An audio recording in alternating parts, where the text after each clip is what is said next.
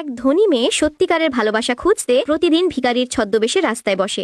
একদিন খিদেই পেট চুই চুই, 10 টাকা ভিক্ষে করে একটা নুডলসের দোকানে ঢুকলো। দোকানদার দেখলো মেয়েটা কত কষ্টে খাচ্ছে, বলল এরপর থেকে এখানে এলে ফ্রি খেও। ওয়েটার আরো 10 টাকা দিয়ে দিল। মেয়েটার চোখে জল। আহা, দোকানদারটা যদি বুড়ো না হতো বিয়েই করে ফেলতাম। তারপরে কিছু গুন্ডা এসে মেয়েটাকে ধাক্কা মারলো। মাথায় চোট লেগে মেয়েটা সত্যি সত্যি পাগল হয়ে গেল। ঠিক তখনই এক স্মার্ট ছেলে এসে গুন্ডাদের ধুলাই দিলে পালালো। মেয়েটাকে কাঁধে তুলে বাড়ি নিয়ে গেল। বাড়িতে দাদু দেখেই বললেন এই মেয়েকেই বিয়ে কর। ঠাকুমা চেঁচালেন পাগল মেয়ে বিয়ে করলে পরিবারের নাম ডুববে। কিন্তু মেয়েটাকে সাজিয়ে দিতেই ঠাকুমা দাদুর সময় হতবাক। এ তো পরি। এদিকে বাড়ির কাজের লোক মেয়েটাকে চুপি চুপি একটা পরিত্যক্ত বিল্ডিং এ নিয়ে গেল। সেখানে অপেক্ষা করছিল একটা মারকুটে মহিলা। সে ছেলেটাকে ভালোবাসে, তাই মেয়েটাকে শেষ করে দিতে চায়। কিন্তু ঠিক যখন মারতে গেল, মার খেয়ে মেয়েটার স্মৃতি আর শক্তি দুটোই ফিরে এলো। আসলে সে মানুষ না, সে ফিনিক্স পাখি অবতার। মেয়েটা রেগে আগুন। যে আমার পছন্দ করা ছেলেকে কেড়ে নিতে চায় তাকে ছাড়বো না। এদিকে সেই মারকুটে মহিলা বিয়ের আংটি পরাতে এসেছে ছেলেটাকে। ছেলে বলল মরে গেলেও তোকে বিয়ে করবো না। ঠাকুমা হুমকি দিল ওই পাগল মেয়েকে মেরে ফেলবো। ছেলে বাধ্য হয়ে হ্যাঁ বলে দিল। ঠিক বিয়ের মঞ্চে আংটি পরানোর মুহূর্তে দরজা খুলে ঢুকলো সেই মেয়ে, লাল গাউনে, মুখে বেল। পুরো হল লাইটে ঝকঝক করছে। তুই এখানে কি করছিস পাগল মেয়ে? মেয়েটা শান্ত গলায় বলল আমার বরকে কেউ হাত দেবে না। ঠাকুমা চেঁচালেন